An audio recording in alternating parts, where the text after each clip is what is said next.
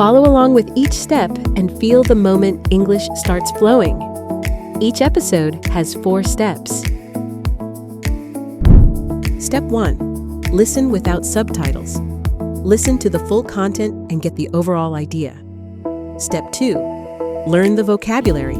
Listen again with subtitles and pick up the key words. Step 3. Create your own sentence. Practice using today's key phrase and get instant feedback. Step 4. Share and practice. Share your thoughts and practice with real people. In this video, we'll do Step 1 and Step 2 together. Step 3 and Step 4 are available on Plotory for free. Now let's get started. Step 1.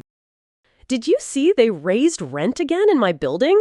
3rd time in 2 years. You're kidding! How much this time? Another $150 a month. And it's not even like they fixed anything. The elevator's been broken since January. That's ridiculous. Are you gonna look for a new place? Actually, I've been looking, just not around here. What do you mean? Okay, this is gonna sound kinda out of nowhere, but I've been seriously thinking about moving to Portugal. Wait, like moving? Not just a vacation? Moving. Like selling most of my stuff, packing up, and actually going. Wow. Okay. How long have you been sitting on this? About 6 months, maybe longer. It started as just, one of those daydreams. Like, oh, wouldn't it be nice to live somewhere else? But then I started actually looking into it, and it just kept making more sense. 6 months? And you're just now telling me?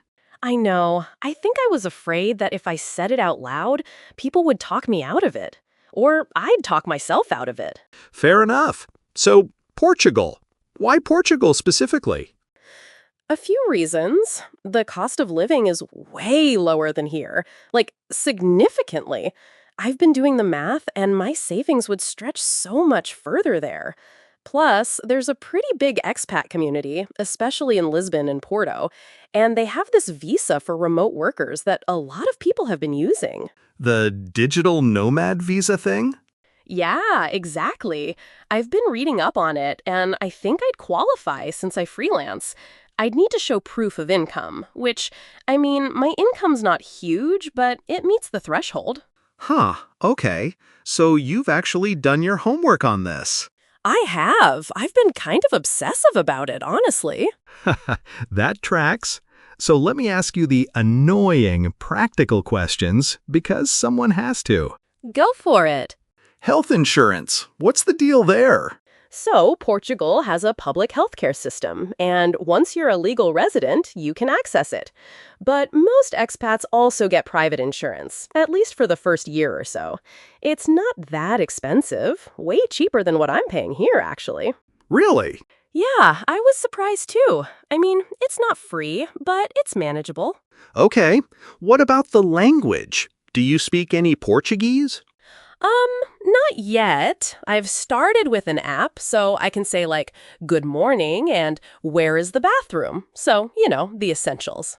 Incredibly useful. But seriously, I know that's a big gap. A lot of people in Lisbon speak English, especially younger people, but I don't want to be that person who just expects everyone to accommodate me. I'm planning to take proper classes once I get there, maybe even before I go. That's smart. I think the language thing is one of those things people underestimate. Like, you can get by in English, but getting by and actually building a life are 2 different things. Totally. And that's kind of what scares me the most, honestly. Not the paperwork or the logistics. It's more the loneliness factor. Starting from scratch socially. I have my whole network here, and over there, I'd be starting from zero. Yeah, that's the part I'd worry about too. Have you thought about how you'd handle that? I've looked into expat groups, meetups, co-working spaces. There are a lot of those in Lisbon. And I think being a freelancer actually helps because I can work from cafes, shared offices, that kind of thing. It forces you to be around people. But yeah, it wouldn't be the same as having friends I've known for years. I know that. And what about your mom? Have you told her? No. Sarah. I know. That's the conversation I'm dreading. She's going to freak out. She already worries about me living 40 minutes away. Imagine telling her I'm moving to a different continent. She'll come around eventually, though, right? I mean, she's always been supportive in the end. Probably, but there's going to be a rough patch in between. I'm thinking I'll wait until I have more of a concrete plan before I bring it up. Like, if I can show her I've figured out the visa, the housing, the finances, it'll be easier than just saying, "Hey, Mom, I'm moving to Europe. Bye." Yeah, that's probably wise. Give her something solid to hold on to, instead of just the idea. Exactly. Okay, so here's my big question. What's your backup plan? Like, what happens if you get there and after 6 months you're miserable? I've thought about that. I'm not going to burn all my bridges here. I'll keep my freelance clients. Most of them don't care where I am as long as the work gets done. And I'm not selling my car to fund this or anything reckless. I have enough saved up for about a year. And if it doesn't work out, I come back. I'd rather try and find out it's not for me than spend the next 10 years wondering what if. That's actually a really solid answer. You sound surprised. No, when someone says, I'm moving to another country, my brain immediately goes to all the ways it could go wrong. But it sounds like you've really thought this through. I mean, I'm still terrified. Don't get me wrong. There are nights when I lie awake and think, what am I doing? This is insane. But then the next morning I wake up and I'm excited again. And I think that's a good sign. If I were only scared, I'd probably drop it. But the excitement keeps winning out. When are you thinking? Like, what's your timeline? I want to be there by September. That gives me about 5 months to sort out the visa application, figure out housing, even if it's just a short-term rental at first, and, have the mom conversation.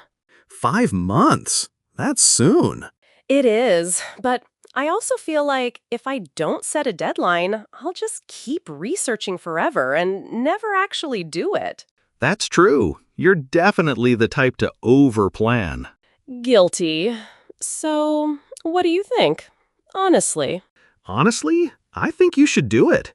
And I'm not just saying that to be supportive. I think you've been kind of restless for a while now, and this is the first time in a long time I've seen you this lit up about something. Just promise me you'll actually commit to learning the language. I promise. And call your mom this week. I'll call her this month. Sarah. Fine, this week, but if she has a meltdown, I'm calling you right after. Deal. I'll keep my phone on. Thank you. I was so nervous to tell you, and just talking it through like this, it makes it feel more real, in a good way. That's what I'm here for. And hey, when you're settled, I'm definitely coming to visit. I've heard the food in Portugal is incredible. Oh, it is. The seafood alone. I'll take you to all the good spots. See, now I'm jealous. Maybe I should move to Portugal. Don't even joke. One of us making a massive life decision at a time. Fair enough. But seriously, keep me in the loop, okay? Every step. I will. I promise. Step 2. Did you see they raised rent again in my building? 3rd time in 2 years. You're kidding. How much this time? Another $150 a month. And it's not even like they fixed anything. The elevator's been broken since January. That's ridiculous. Are you gonna look for a new place? Actually, I've been looking. Just not around here. What do you mean? Okay, this is gonna sound kinda out of nowhere, but I've been seriously thinking about moving to Portugal. Wait, like moving? Not just a vacation? Moving. Like selling most of my stuff, packing up, and actually going. Wow. Okay. How long have you been sitting on this? About 6 months, maybe longer. It started as just, one of those daydreams. Like, oh, wouldn't it be nice to live somewhere else? But then I started actually looking into it, and it just kept making more sense. 6 months? And you're just now telling me? I know. I think I was afraid that if I said it out loud, people would talk me out of it. Or I'd talk myself out of it. Fair enough. So, Portugal. Why Portugal specifically? A few reasons. The cost of living is way lower than here, like significantly. I've been doing the math, and my savings would stretch so much further there. Plus, there's a pretty big expat community, especially in Lisbon and Porto, and they have this visa for remote workers that a lot of people have been using. The digital nomad visa thing? Yeah, exactly. I've been reading up on it, and I think I'd qualify since I freelance. I'd need to show proof of income, which, I mean, my income's not huge, but it meets the threshold. Huh, okay. So you've actually done your homework on this. I have. I've been kind of obsessive about it, honestly. That tracks. So let me ask you the annoying practical questions because someone has to. Go for it. Health insurance. What's the deal there? So, Portugal has a public healthcare system, and once you're a legal resident, you can access it. But most expats also get private insurance, at least for the first year or so. It's not that expensive, way cheaper than what I'm paying here, actually. Really? Yeah, I was surprised too. I mean, it's not free, but it's manageable. Okay.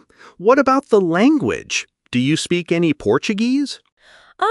Not yet. I've started with an app, so I can say like, good morning and where is the bathroom? So, the essentials. Incredibly useful. But seriously, I know that's a big gap. A lot of people in Lisbon speak English, especially younger people, but I don't want to be that person who just expects everyone to accommodate me. I'm planning to take proper classes once I get there, maybe even before I go. That's smart. I think the language thing is one of those things people underestimate.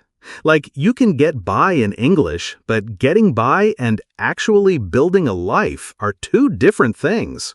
Totally. And that's kind of what scares me the most, honestly. Not the paperwork or the logistics. It's more the loneliness factor. Starting from scratch socially. I have my whole network here, and over there, I'd be starting from zero. Yeah, that's the part I'd worry about too. Have you thought about how you'd handle that? I mean, I've looked into expat groups, meetups, co-working spaces. There are a lot of those in Lisbon. And I think being a freelancer actually helps because I can work from cafes, shared offices, that kind of thing. It forces you to be around people.